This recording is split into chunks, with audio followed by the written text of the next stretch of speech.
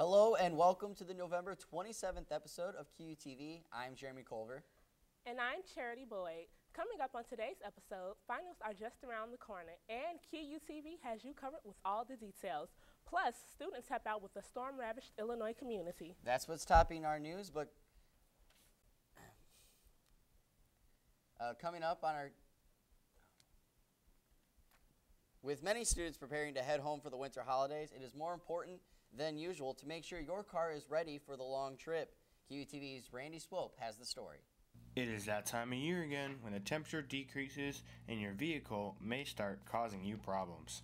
To prevent these problems, you should inspect your car to make sure it is up to par.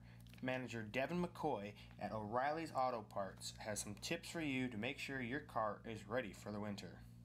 Check your belts. What you're looking for there is to see if there's any cracks in the belts, if they're frayed. Check the hoses. You simply by doing that, you can just simply kind of squeeze them. If they're real soft and spongy, then you want to get those changed out. Devin also advises to check all fluids, tires, and wiper blades. But if you are not a car person, then take it to a mechanic shop. The best thing to do for your car is to bring it in for a simple oil change. Because with the oil change, you get all your fluids checked, you get your wipers checked, you get your tires checked. You get a lot of checks through under $50. It's for most cars it's only about $32. Mark also recommends a tire rotation. This will help save the life of your tires. You can either do it yourself or take it to a shop, but make sure your car is ready for the winter. For QUTV, I'm Randy Swope. In the event you are not traveling but rather staying on campus for break, you are invited to join Dr. and Mrs. Gervasi for a Thanksgiving dinner. The dinner is at 1 o'clock on Thanksgiving at the campus ministry house. No RSVP is required. After several tornadoes touched down in Washington, Illinois on November 17th, many people found themselves without homes or basic resources. Some QU students and alums decided to make a spontaneous trip to Washington this past Saturday to help those affected by the storm. They helped alongside the disaster relief organization Samaritan's Purse, as well as other local and national volunteers. Students were divided into different groups and sent to help alums in the area, such as Barbara Walsh and Kyle Leonard.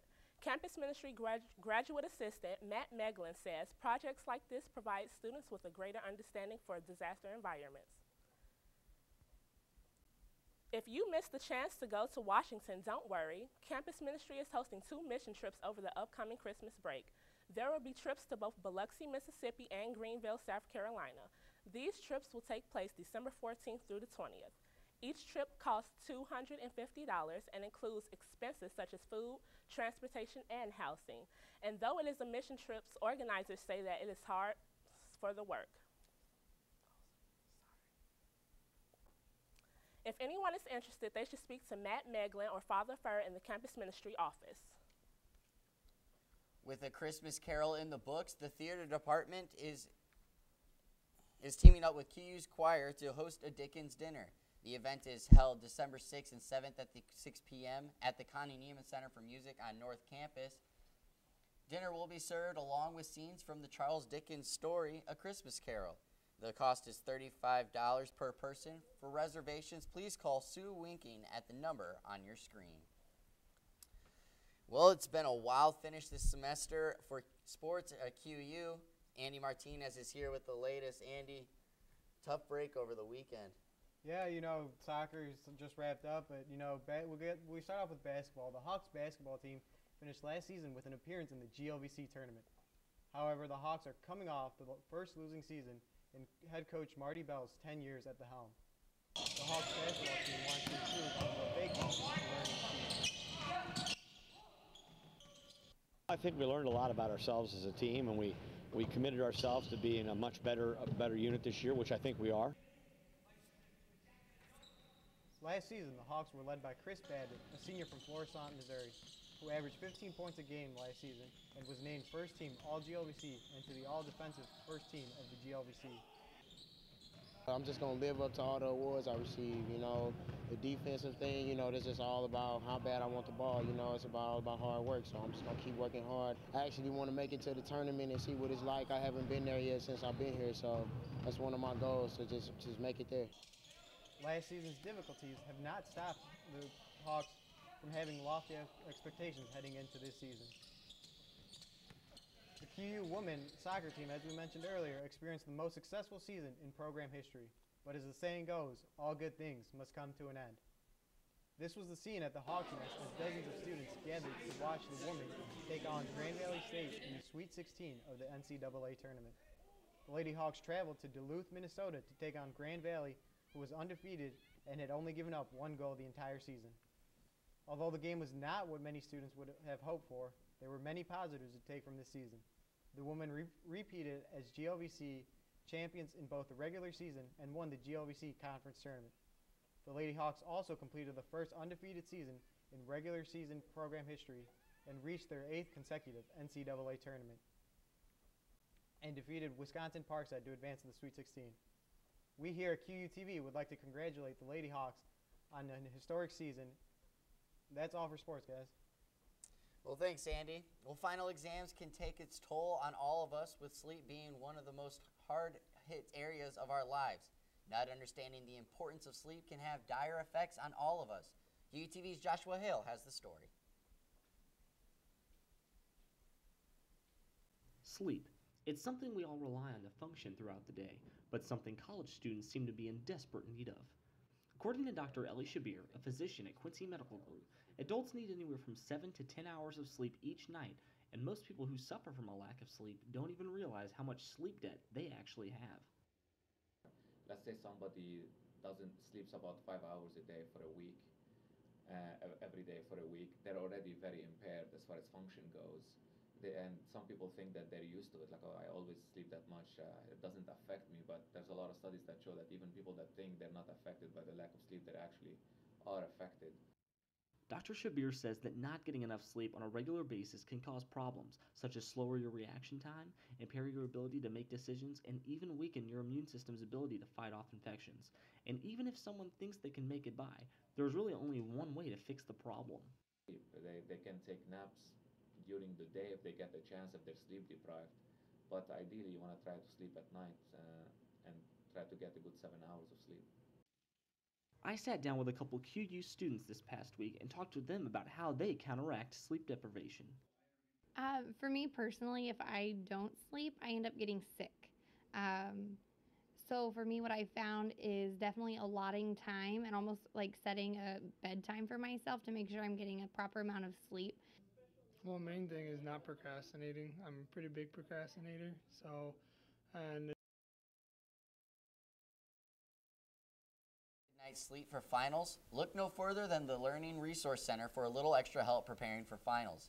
Student tutors can be found at the LRC and are ready to help you with your academic needs. You'll want to check their schedule, as there are tutors in nearly every subject available throughout the day. In addition to sitting down for an extra study session, there are also other tips out there with the stresses that come with the end of semester. I've learned that going over everything more than once is helpful, because I can't seem to grasp some things on the first try, and then doing it more than just the night before also helps, and getting a good night's sleep. For those in need of extra help on their studies, you can access the Learning Resource Center from 10 to 10 on Monday through Thursday, 10 to 4 on Fridays, and 3 to 10 on Sundays. Well, preparing for finals is stressful enough, but how about finding the perfect place to study? QUTV sent John Dvorak and Mac Berg out on the streets to find out where students' favorite study spots are. My favorite place to study would be in my room. It's less distracting. Not a lot of people walking out on you, surprisingly. I like to study in my room because it's quiet and I can listen to my music.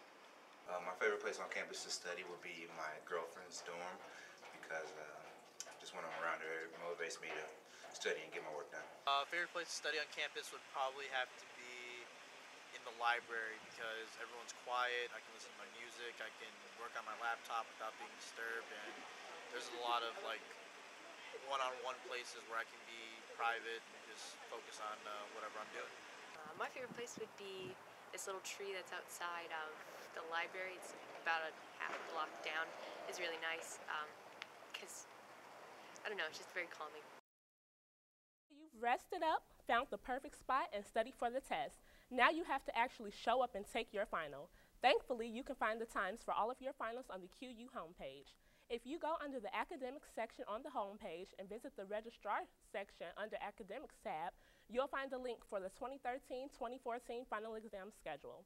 If you have any questions about the schedule, don't be afraid to stop by the Registrar's office located in Francis Hall, room 130. As we enter finals week, QU Student Programming Board wants to help ease the stress. SPB will be hosting Cram Jam on Sunday, December 8th Instead in the of main dining room being from 9 able to to midnight. raise There will be funds for food something and events for national everyone to and enjoy, not really such as see the Red the House contest. SPB will also be giving away a Galaxy Nexus smartphone. Students of SPB hope to see you there. Need even more downtime before finals begin?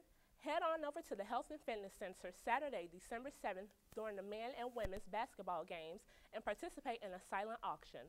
The ladies of Phi Sigma Sigma are holding a silent auction to raise money for their philanthropy, school and college readiness, which not only helps the ladies of Phi Sig, but also local students.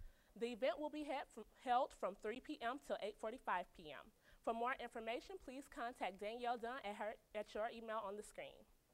Instead of being able to raise funds for something national and not really see the impact that it has, we're able to now see the impact it has on local students.